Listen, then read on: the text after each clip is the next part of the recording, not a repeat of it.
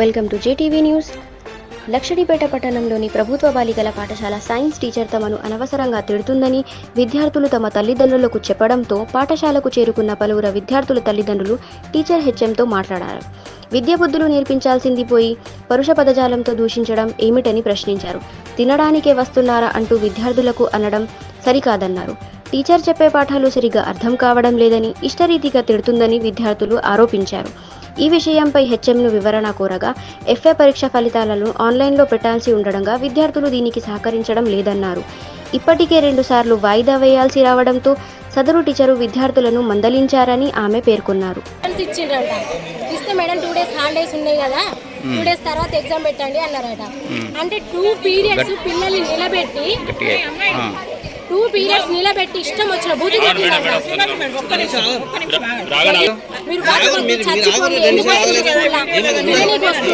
Shear పౌలు పెడుతుందంట sir. ఆమె shear పౌలు పెట్టడం ఒక టీచర్ అయింది. టీచర్ ఎవరు? ఫిజిక్స్ మేడం విజయ మేడం.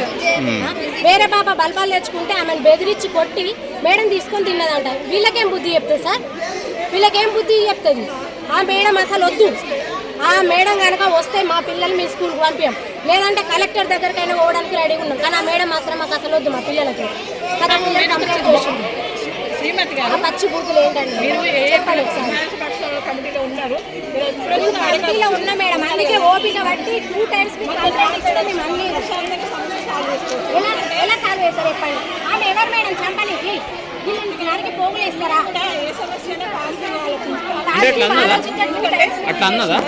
పోగులు వేస్తారంట నరికి. అట్లా అన్నదా? అన్నది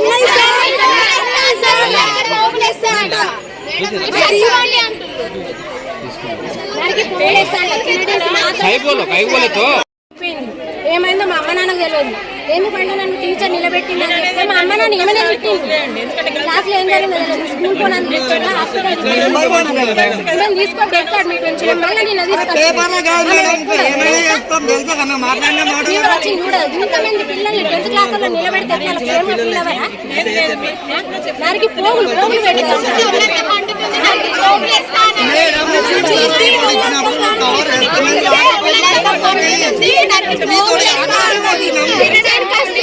తాగరాదే నీ మాట మాట్లాడి పిల్లలు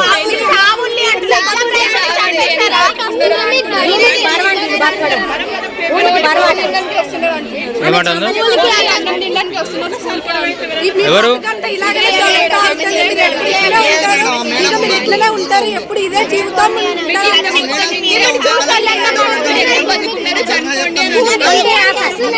ఒక రోజు స్ట్రోక్ వచ్చిందంట.